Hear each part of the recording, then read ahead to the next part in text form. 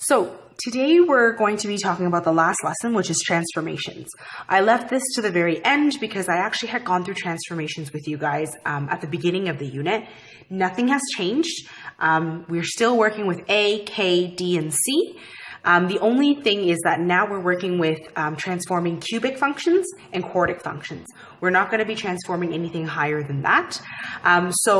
Like I said, at the beginning of this handout, I've just gotten an overview of what all the transformations are. I'm not going to go over them again with you guys because I did go in depth with you guys on one of those review days. So if you need any help with the transformations, make sure you come see me as soon as possible. Okay, so this is the general form when you're transforming either a cubic or a quartic. Now, again, the same thing. A is out here, K, D, and then C. And then the reason why I have N here is because this is the general form for transforming a cubic or a quartic. If it's a cubic, your N's going to be 3. And then if it's quartic, then your N's going to be 4. Okay, so take some time on your own, read through the transformations, make sure that you understand the transformations. Like I said, there hasn't been any change from what you've learned in grade 11 and what I taught you at the very beginning of the unit. So I'm going to go straight into transforming cubics and quartics. So I'm going to flip to the back. So our example is asking us, the graph of y equals to x cubed is transformed to obtain the graph of y equals to negative 3 bracket 2 bracket x plus 1 bracket bracket all cubed plus 5. So the very first question says state the parameters. That just means state what your A, your K, your D, and your C are, and then tell me what the corresponding transformations are. So again, I'm going to go through and explain my parameters. So my A value here is negative 3, okay? And an A value of negative 3, you're going to have to remember what it implies, right? Because if I ask you to state the transformations, if you don't know the transformations, you can state the parameters. It doesn't mean anything to me. So my A value is negative 3. That implies a reflection on the x-axis. Okay, so reflection on the x-axis because it's a negative number. And then it's a vertical stretch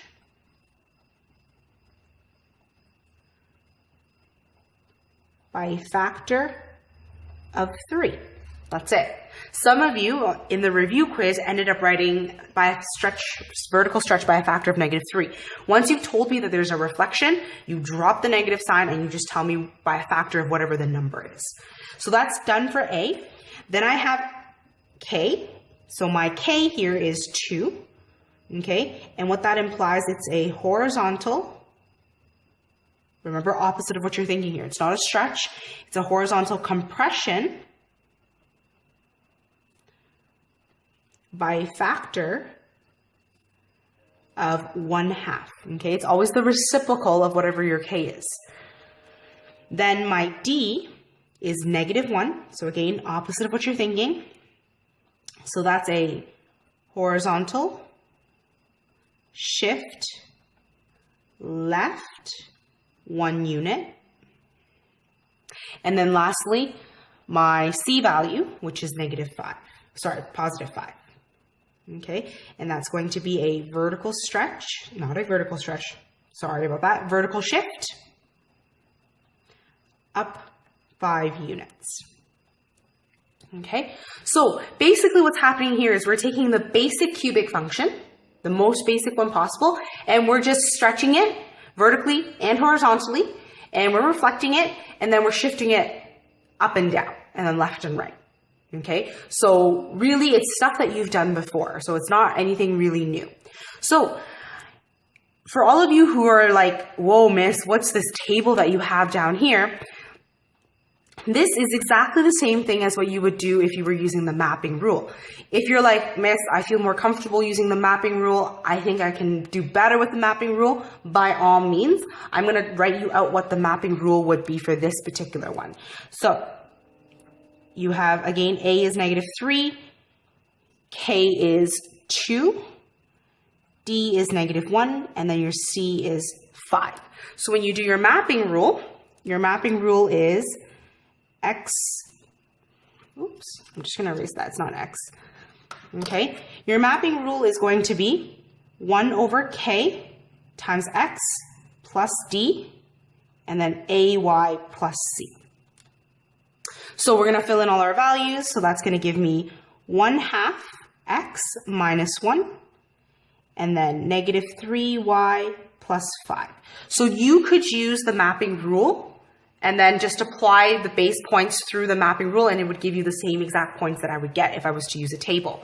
But I just wanted to break down for you, using the table, everything that's happening with the original base points. So like I said, you can use the mapping rule or you can use the table version. It's totally up to you.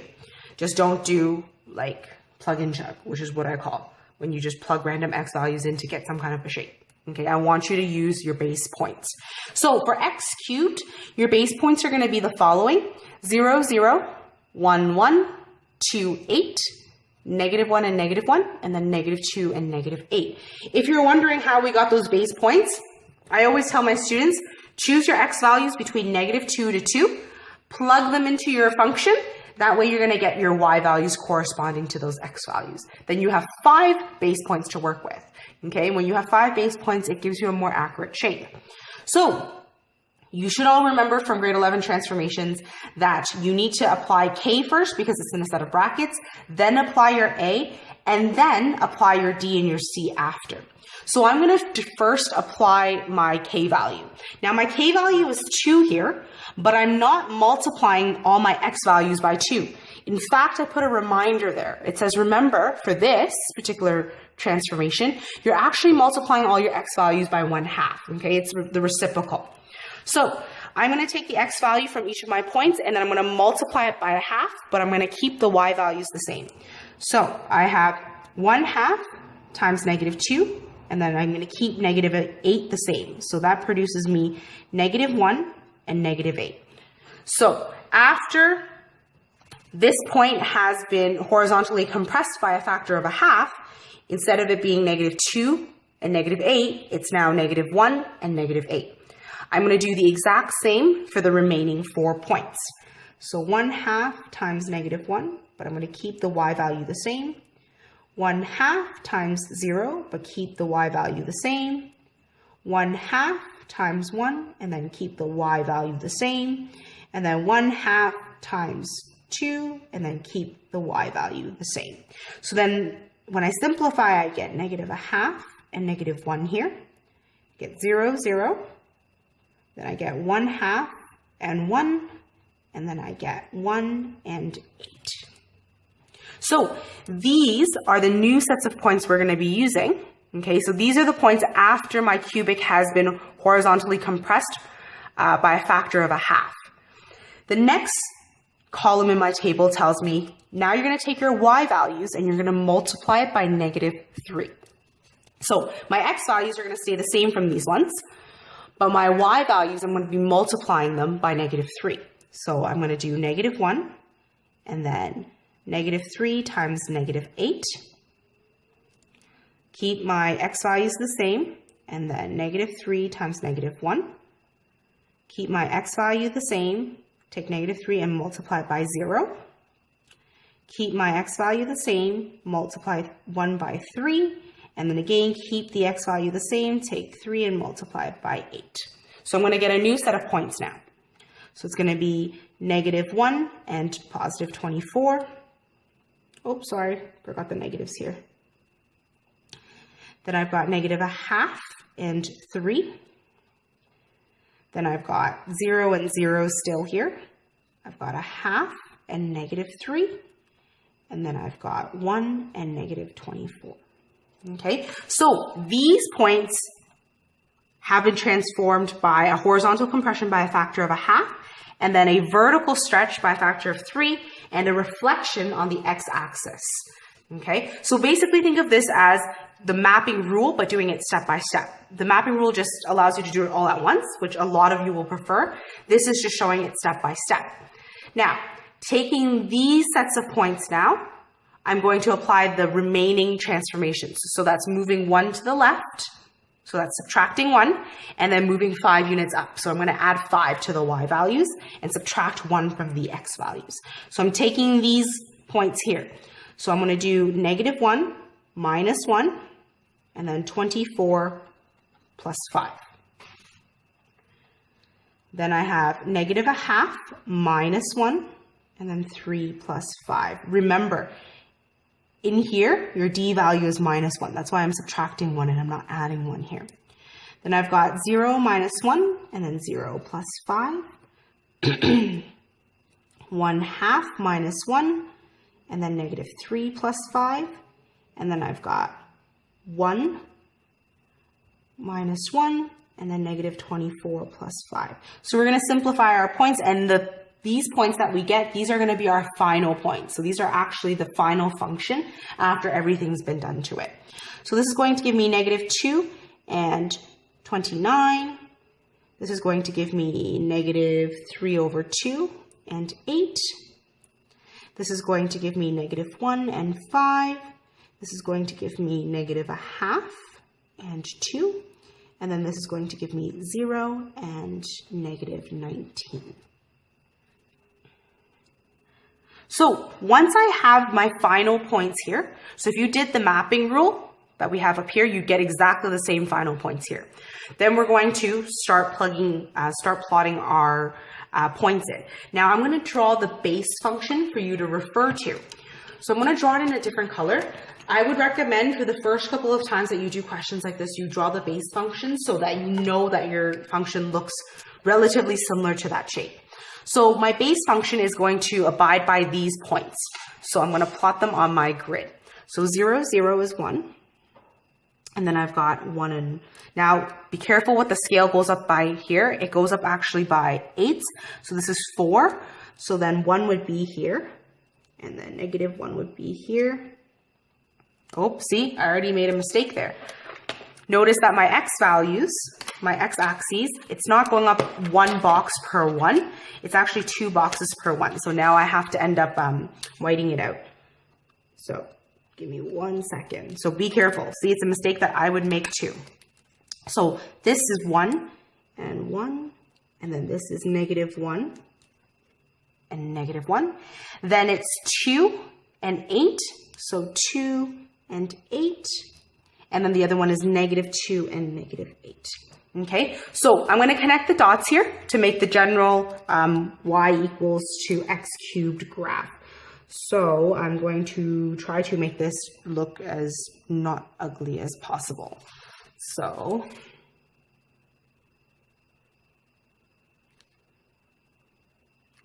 obviously you're going to notice part of your graph is, it looks like it's touching the x-axis, but it's not. I try my best to make it look as obvious as I can. It's the way that the x-axis is scaled. That's why it looks so much wider than the typical way if you were to use Desmos. So keep in mind that the way that you scale your x and your y-axis does have effect on how your graph looks, okay? Because if a lot of you are used to using Desmos, this looks really weird to you all of a sudden, but it's the way that the x-axis is scaled. So that's my original. I'm just going to label that here. So that's y equals to x cubed. So if I ask you to state the original, that's what I'm talking about, is to graph your original function. Now, I'm going to go in, and now I'm going to graph, using a black pen, my transformed function, okay? So we're going to have to do a little bit of guessing work because a lot of these numbers don't fall perfectly in the boxes here. So the first one that I'm going to deal with is -2 and 29. So -2 and then 29. So I'm going to do a little bit of guesswork here. So because this is 8, this is 4, so this is going to be 12, 16, 20, 24, 28. So then it goes 29, 30, 31. So technically it's going to be somewhere around here. So we're going to say somewhere around here. Okay, so that's my first point, -2 and 29. So that one's done. I'm going to check that off. That one's done. Now I'm going to do -3/2 and 8. So remember, this is 1 for us. So -3/2 would be here. And then I'm doing 8. So 8's right there. Okay, so I did that point. Then I'm doing -1 and 5. So -1 and 5 is going to look somewhere around here. So that's done. Now I'm looking at -1/2 and 2. So -1/2 and 2. So 2 is halfway through there. So that's done. And then the last one that I'm doing is 0 and -19. So 0 and then -19. So this is -16. This would be -20. So somewhere around here. Okay. Now what you're going to do is you're going to connect the dots to the best of your abilities. You're making a cubic function here. So I'm going to connect the dots as best as I can to make it look like a cubic. Okay, so the black graph represents my cubic function, the transformed one. So this one's the y equals to -3, bracket 2, x plus 1, all bracket cubed, plus 5. Okay, so you're going to notice that the shape of the graphs are very similar. It looks like a basic cubic function that's just been stretched and moved up and down, left and right. So once we have that completed, what you're going to do for me is you're going to state your domain and range. Now, I'm going to show you how to state your domain and range using a different notation, potentially. But right now, I just want you to state your domain and range. So my domain would be x belongs to real, right? For all polynomials, and especially power functions, your domain is going to be x belongs to real. And then your range is also x belongs to real, because this is an odd degree function. There's no absolute max or absolute min that's happening there. Now, this is using the regular set notation, or the regular notation that you guys are used to in advanced functions. In functions. Another way to write this exact statement is this. For your domain, x belongs to, this is the whole number line, the whole real number line. You could write it as this, right? Using interval notation. So x belongs to from -infinity to +infinity, and then your range is the same thing. Y belongs to -infinity to infinity. I realized I wrote x there where it should be y. I get into the rhythm of writing x. So, but yes, this is another way to write domain and range. Usually I prefer this one because this is the most typical one, but this is another way to write domain and range. I just thought I'd let you guys know. Now, I want to go over the 2 examples that are on the next page. And then that way, when you guys come into class, basically all you're doing is transformation work for me. So on to the next page. So on this page, it just says, describe the transformation that must be applied to the graph for each power function, f of x, to obtain the transformed function. Write the transformed function, and then state the domain and range. So this is given to you in general form. So I want you to apply the transformations. So we're going to state our parameters first. Usually when you state your parameters, it makes it easier. So my a value here is 2. My k value is 1. My d value is 3. And then my c value is -4. Okay.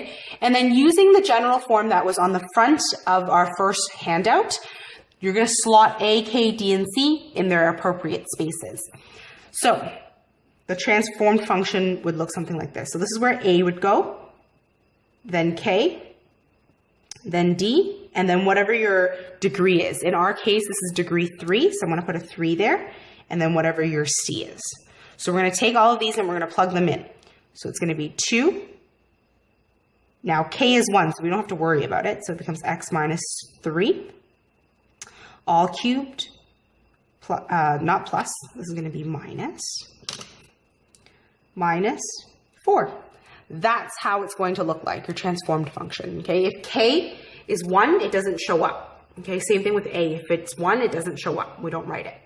So then you're going to tell me about your transformations.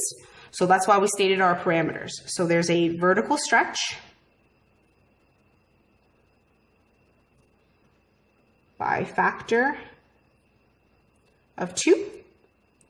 There's no horizontal compression or stretch because k is 1. Then d is 3, so it's a horizontal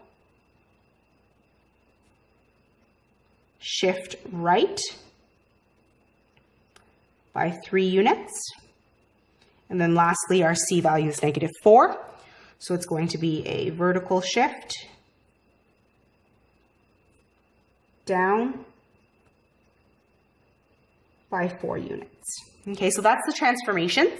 And then the last part just asks you to state the domain and range. So keep in mind this is an odd degree function, which means that your domain and range are going to be exactly the same, okay? X belongs to real and Y belongs to real. So I'm going to write it in the 2 different notations. So X belongs to real, and then Y belongs to real. So that's in the regular notation that you guys are used to. And then I'm going to use interval notation like the previous example. So the domain is X belongs to the set of real numbers, and then range is Y belongs to the set of real numbers. So this is another way of saying the set of real numbers. You could say that. Okay? So that's for a cubic. What happens if we have a quartic? Okay? Quartics, when you do your general graphing for quartics, when we did the investigation, you probably would have noticed that a quartic function looks very similar to a parabola. Okay? The one that hasn't been transformed looks identical to a parabola. Okay? And then when we transform it, it holds the same parabola shape, or at least look-alike shape.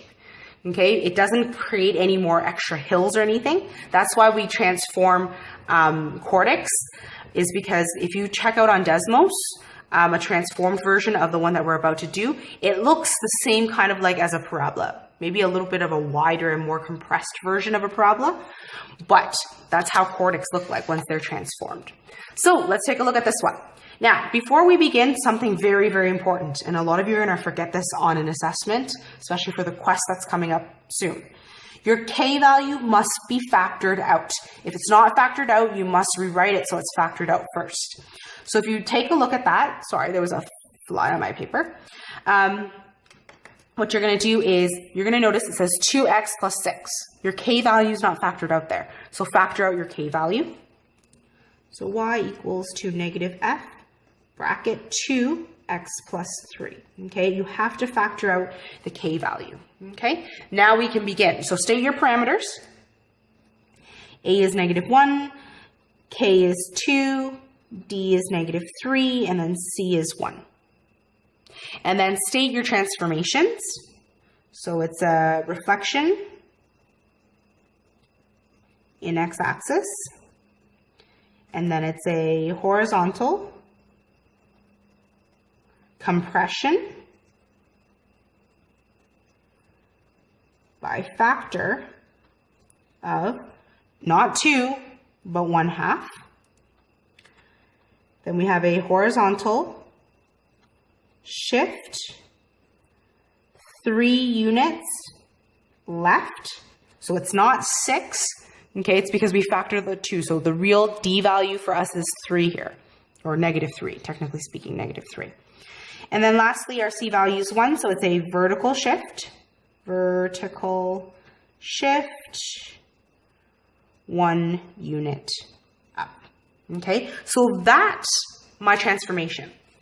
Now, I want you to think about a quartic and how it might look like. Okay, technically speaking, your quartic, okay, it's been flipped on the x-axis, which means now it's opening down. Okay, the great thing about this is it's kind of look like a parabola. Now, I totally forgot to do the part where you had to write it as the original function. So, again, the same concept here, y equals to a, f, k, x minus d. And then for us here, our degree is going to be 4, okay, plus 1. Now, I realized for both of them, you don't need the f there. It's a common thing for me to write an f there because I'm talking about in general cases. So just erase the f there. You don't need the f there because it doesn't show up from the front, okay, because we're applying it to the specific power function. So when I have that, I'm going to apply my a, my k, my d, and my c. This should be a c here. So I'm going to have negative bracket 2x plus 3 bracket all to the exponent 4 plus 1. Okay, so that's how it looks like in the quartic function. Now, I'm going to give you a hint. When I give you a quartic function that looks like this, treat it like you would vertex form for a quadratic or similar to it. You can actually tell your vertex of your quartic function here. Your vertex is actually -3 and +1, just like you would see it in vertex form for a quadratic, okay? So this one, the vertex of your quartic is at -3 and 1, okay? And it opens down, which means that this here, it's a maximum. Okay, so now when you do your domain and range, it's a little bit easier. So again, domain, I'm going to do it in 2 different notations. The first one is the one you're used to, is going to be x belongs to real.